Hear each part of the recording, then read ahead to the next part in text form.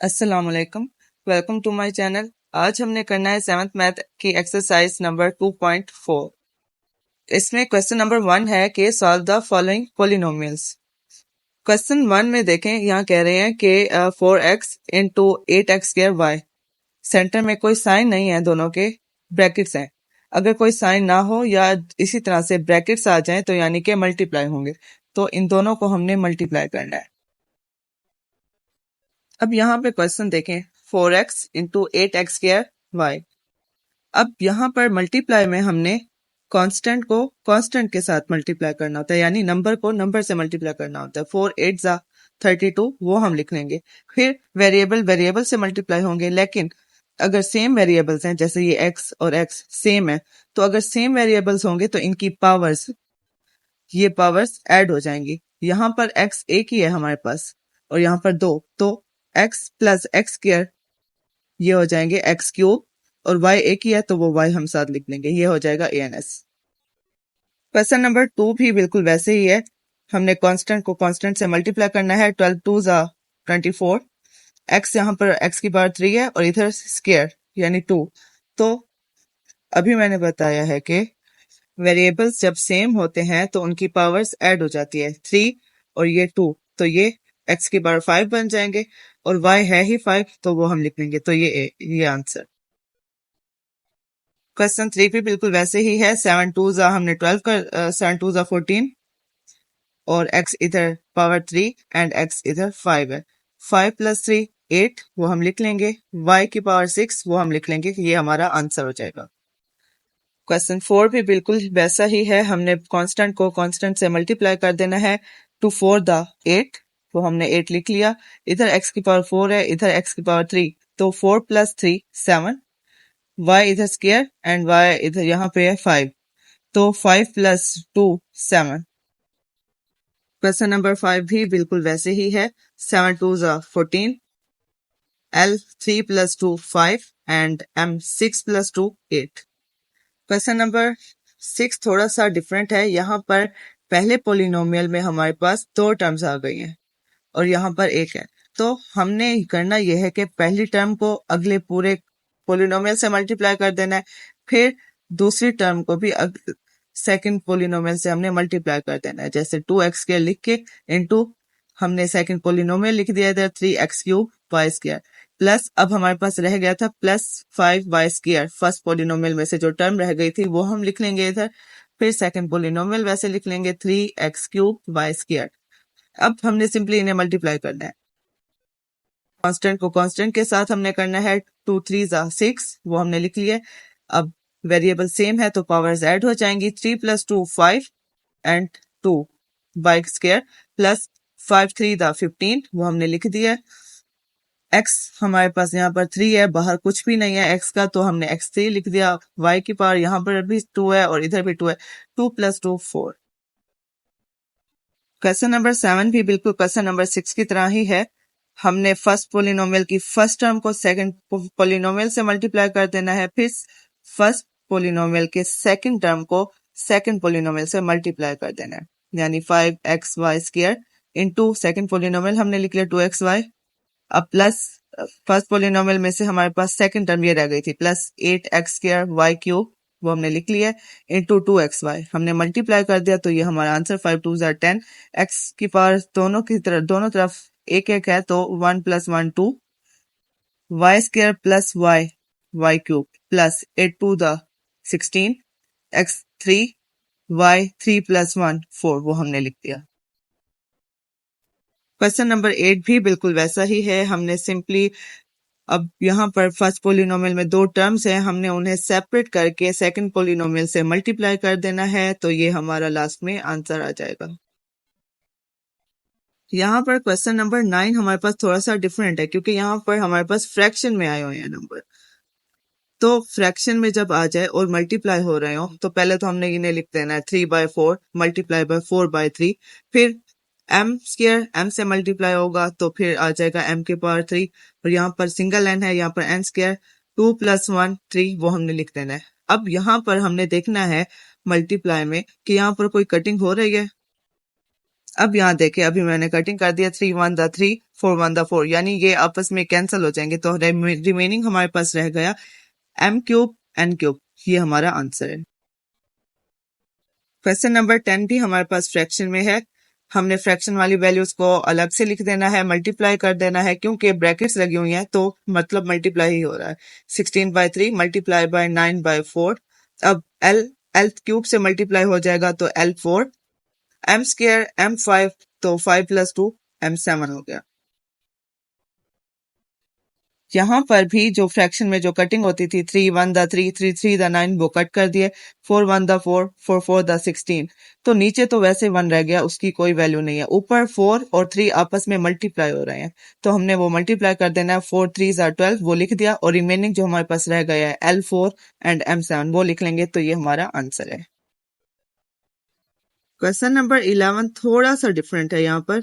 जैसे पहले हमने किया था तो कि पहली पोलिनोमियल्स में 2 टर्म्स थी और दूसरे में एक ही टर्म थी, लेकिन यहाँ पर फर्स्ट पोलिनोमियल सेकंड पोलिनोमियल दोनों में ही हमारे पास दो दो टर्म्स हैं। तो अब हमने करना यही होता है कि पहले पोलिनोमियल में चाहे जितनी भी टर्म्स हो, उन्हें अलग अलग से हमने सेकंड पूरे पोलिनोमियल से एक ही साथ मल्टीप्लाई करना होता है। जैसे 7a² इंटू हमने सेकंड पोलिनोमियल पूरा एज इट इज लिख देना है। फिर रह गया हमारे पास +8b², वो हम लिख लेंगे, और सेकंड पोलिनोमियल वैसे ही पूरा लिख देना है। अब मल्टीप्लाई करना है, 7 2 14, वो हमने लिख दिया। अब a की पावर बाहर भी 2 है, अंदर भी 2 है, 2 + 2 4, a4, b सिंगल है, वो हम लिख लेंगे। फिर अब माइनस का साइन है, बाहर इसके साथ कोई साइन नहीं है, यानी ये प्लस है, प्लस माइनस माइनस आ जाएगा, वो हमने लिख दिया इधर। 7 5 35, वो लिख लेंगे। a की पावर 1 + 2 3 एंड b स्क्वायर, बाहर कोई नहीं है, सिर्फ अंदर स्क्वायर था, वो हमने लिख दिया।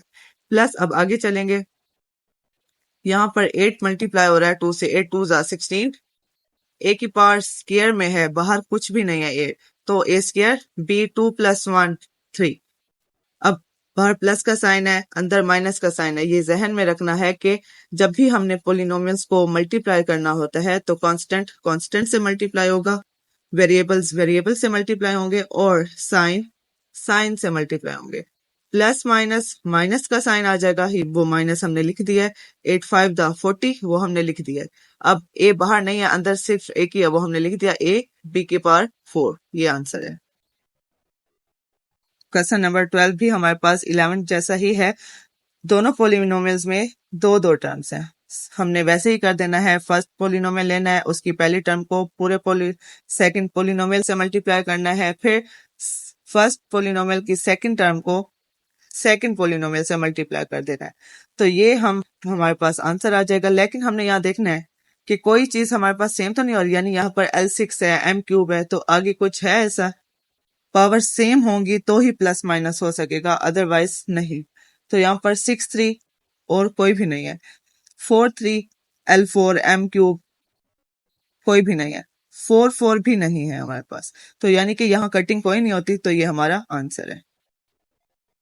क्वेश्चन नंबर 13 में देखें, पहले पोलिनोमियल में 3 टर्म्स आ गए हैं, 1 2 3, और सेकंड पोलिनोमियल में एक ही टर्म है। तो अब फर्स्ट पोलिनोमियल के हमने तीनों टर्म्स को अलग अलग से सेकंड पोलिनोमियल से मल्टीप्लाई कर देना है।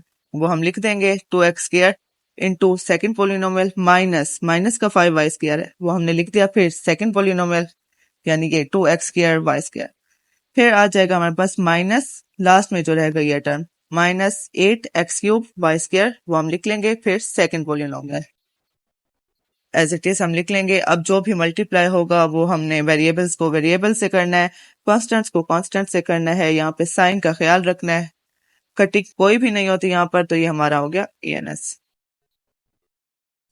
क्वेश्चन नंबर 14 भी हमारा क्वेश्चन नंबर 13 की तरह ही है। फर्स्ट पोलिनोमियल में 3 टर्म्स आ गए हैं और सेकंड में एक ही है, हमने सेपरेट ही अलग अलग सबको मल्टीप्लाई कर देना है। एंड पे जो फाइनल मल्टीप्लाई करने के बाद हमने चेक कर लेना है कि कोई वेरिएबल्स सेम पावर के तो नहीं है, कोई भी यहाँ पर सेम पावर के नहीं है, सबकी पावर्स चेंज हैं। प्लस माइनस में हम तभी प्लस माइनस कर सकते हैं कि अगर तो पावर्स उनकी सेम हैं। यहाँ पर x5 y² 5y² 5y² कहीं पर कोई नहीं है, तो कोई कटिंग नहीं होती, ये हमारा आंसर है। क्वेश्चन नंबर 15 भी हमारा बहुत इजी है। और बिल्कुल 13 14 की तरह ही है। वही प्रोसेस हमने करना है, एंड पे देखना है कोई कटिंग नहीं हो रही, बस। तो यही हमारा आंसर है। क्वेश्चन नंबर 16 थोड़ा सा चेंज है। यहाँ पर फर्स्ट पोलिनोमियल में 3 टर्म्स आ गए। फर्स्ट पोलिनोमियल में हमारे पास 3 टर्म्स हैं और दूसरे में 2। पहले तो हमने इन तीनों को अलग अलग से सेकंड पोलिनोमियल से मल्टीप्लाई करना है, जैसे पिछले क्वेश्चंस में हम करते आ रहे हैं। वो हम वैसे ही सारा लिख देंगे इधर। एंड पे जो मल्टीप्लाई हो रहा है वो फाइनल मल्टीप्लाई कर लेंगे। अब यहाँ पर देखें, हमने देखनी है पावर सेम कौन कौन सी है। A3 B3 वाली कोई है? एक ये है A3, ये है A3 B3 जो कि प्लस की है, कोई साइन नहीं है यानी कि प्लस की है। यहाँ पर A3 B3 माइनस की, फिर ये A3 B3 माइनस की। 4 + 3 7, माइनस माइनस प्लस, तो ये बन जाएगा 7A3 B3 यानी 7A3 B3 और साइन लग जाएगा माइनस का। अब इस माइनस को इसके साथ करना है प्लस, प्लस माइनस माइनस, तो 7 में से जब 2 चले जाएंगे तो रह गया 5, तो हम लिख लेंगे 5A3 B3, लेकिन साइन लगेगा माइनस का क्योंकि बड़ी वैल्यू के साथ माइनस का साइन था। आगे कुछ भी कटिंग नहीं होती तो वो चीजें हमने वैसे लिख देनी है। ये आंसर है। अब क्वेश्चन नंबर 17 हमारे पास भी क्वेश्चन नंबर 16 की तरह ही है। हमने फर्स्ट पोलिनोमियल की हर टर्म को अलग अलग से सेकंड पोलिनोमियल के साथ मल्टीप्लाई कर देना है। फिर मल्टीप्लाई करने के बाद लास्ट में फाइनल मल्टीप्लाई करने के बाद हमने देखना है कोई चीज कट तो नहीं हो रही आपस में, कोई सेम पावर्स वाली चीज है, जैसे स्क्वायर क्यूब कोई नहीं है, 2 4 भी कोई नहीं है, 3 3 भी कोई नहीं है, यानी कि कोई भी पावर सेम पावर्स वाली चीजें नहीं है, कोई टर्म सेम पावर वाली नहीं है, तो ये हमारा आंसर है। अब यहाँ क्वेश्चन नंबर 18 में देखें, पहले वही प्रोसेस हमने कर लेना है। हर टर्म को अलग अलग से सेकंड पूरे पोलिनोमियल से मल्टीप्लाई कर देना है। मल्टीप्लाई कर लेने के बाद हमने देखना है सेम पावर्स वाले तो नहीं है। 4 4 कोई नहीं है, 3 5 पावर 3 पावर 5 भी नहीं है। अब जब ये दोनों नहीं है कोई और भी, तो हमने ये लिख लिया वैसे। फिर देखेंगे पावर 3 4 वाला है, तो ये 3 4 आ गई पावर। ये प्लस का साइन है, ये भी प्लस का साइन है, तो plus plus plus. 12 + 4 16, x³ y4 वो हम लिख, x3 y4 ये हमने प्लस कर लिया, तो 16 x3 y4 हमने लिख लिया। अब आगे स्क्वायर और 5 वाली पावर कोई नहीं है, 4 और 3 वाली पावर भी नहीं है, तो वो हमने वैसे ही लिख लिया आगे। ये चीज हमारी ऑलरेडी सॉल्व हो चुकी है, तो एंड में ये हमारा आंसर। अब क्वेश्चन नंबर 1 का हम लास्ट पार्ट देखते हैं। लास्ट पार्ट में हमने पहले तो वैसे ही हर टर्म को अलग अलग से अरेंज कर देना है, मल्टीप्लाई कर देना है फाइनल, फिर देखना है कोई चीज कट तो नहीं हो रही। यहाँ पर देखें कोई भी सेम पावर वाली नहीं है सिवाय इन दो के, यानी A4 B3 दोनों के साथ माइनस का साइन है। रूल के मुताबिक माइनस माइनस यानी कि प्लस, यानी हमने डिसाइड कर लिया है कि ये दोनों टर्म्स प्लस हो जाएंगी। 6 + 5 11 A4 B3, लेकिन साइन हमने बड़ी वैल्यू का लगाना है। बड़ी वैल्यू के साथ माइनस का साइन है, वो हमने माइनस का साइन लगा लिया। आगे जो भी पावर्स हैं A6 B2 A5 B3 A7 B2, कोई भी पावर सेम नहीं है, कोई भी ऐड या सब्ट्रैक्ट हम नहीं कर सकते, तो उन्हें हम ऐसे ही लिख लेंगे।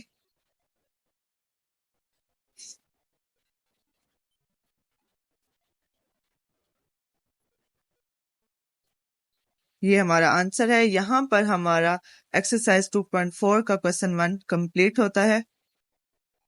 कोई सवाल समझ नहीं आया तो कमेंट करके आप पूछ सकते हैं। Thank you.